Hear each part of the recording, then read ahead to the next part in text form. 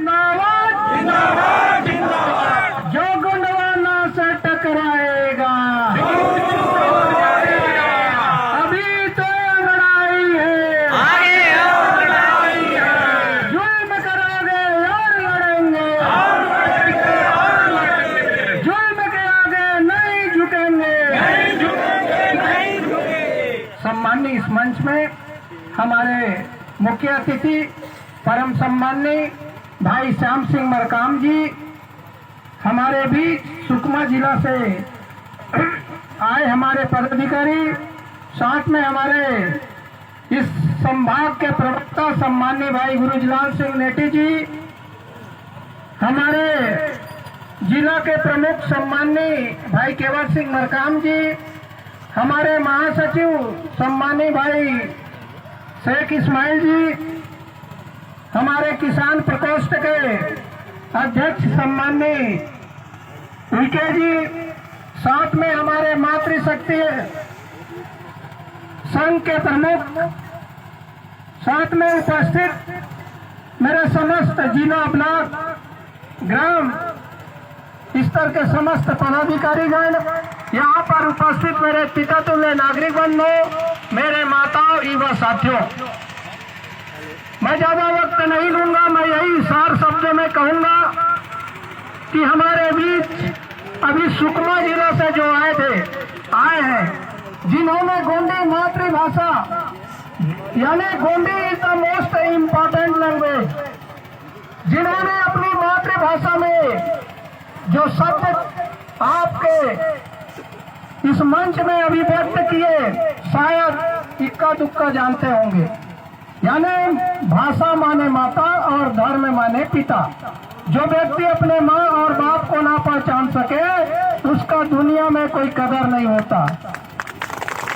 साथियों, हमारे साथ जब हम लोगों को राजपाट को लूटा गया तो सबसे पहले हम लोगों का हथियार को लूटे, फिर भाषा और धर्म और खजाना को लूटे।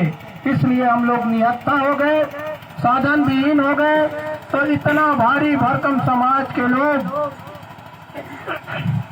गोंडवाना जमीन के लोग, जिनके शासनकाल में स्वर्ण मुद्रा चलता था, आज ये मीलो भारत गुलाम भारत बन गया है। सेवा की सच्ची प्रतिमूर्ति इस देश की निष्ठा है, लेकिन साथियों आज हमें गुलाम बना लिया गया। तो आज हम लोगों के भाषा को किसी पाठ्य पुस्तकों में नहीं पढ़ाया जाता। दुर्भाग्य है कि आज हम बोल नहीं पाते।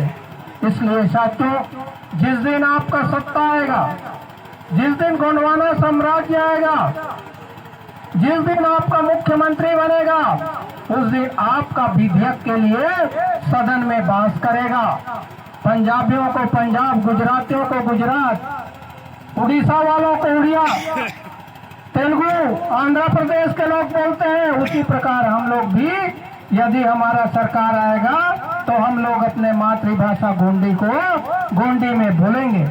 इसलिए साथियों, अपने भाषा को बचाए रखने के लिए हम सबको एकजुट होना पड़ेगा और एकजुट होने के बाद संघर्ष करना पड़ेगा और अपना विधायक और सांसद और प्रधानमंत्री मुख्यमंत्री बनाना पड़ेगा, तभी हमारा अस्तित्व बच पाएगा। साथियों, सवाल आज पेशा का था। जो पंचायत एक्सटेंशन, जो अनुसूचित जनजाति क्षेत्रों में इसका विस्तार का एक एक्ट बना है, कानून बना है, 24 दिसंबर 1996 को पास हो गया था, लेकिन अब तक लागू न होना, आप सोच सकते हैं कितना बड़ा दुर्भाग्य है। इसलिए साथियों, हम लोगों को एकजुट होने की जरूरत है, एक साथ रहने की जरूरत है, एक रास्ते में चलने की जरूरत है। पेशा कानून एक बहुत बड़ा कानून है, लेकिन हम लोग जानते नहीं। ये जो 5वीं अनुसूचित क्षेत्र है, जहाँ पे अनुच्छेद 244/1 लागू है, इन क्षेत्रों में आदिवासियों का जमीन गैर आदिवासी किसी भी शर्त में नहीं ले सकता।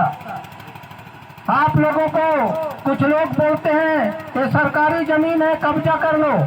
12 साल के बाद आपको न्यायालय पट्टा दे देगा, ऐसा नहीं है। यहाँ पे आदिवासियों का जमीन को लीज में लेते हैं 100 साल का, वो भी गैर कानूनी है। कलेक्टर के द्वारा यदि यहाँ पे परमिशन भी मिल गया है, वो भी यहाँ के कानून के मुताबिक फर्जी कहलाता है। यदि किसी का जमीन कोई कलेक्टर से भी मंजूरी लिया होगा, वो भी गलत है। जहाँ पे वो कानून लागू नहीं होता, आदिवासियों की जमीन भू राजस्व संहिता 1959 की धारा 165/6 170 खा आप लोगों के लिए सर्वोच्च कानून है। ये जो एरिया है, जो 5वीं अनुसूचित क्षेत्र है सरगुजा संभाग, ये क्रय विक्रय अधिनियम यहाँ शून्य है। यहाँ आदिवासियों की जमीन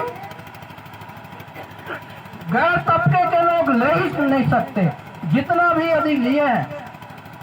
ये पहाड़ जैसे जितने मनेनगढ़ के आजू बाजू में आदिवासियों का मकान बना है, ये अवैध है।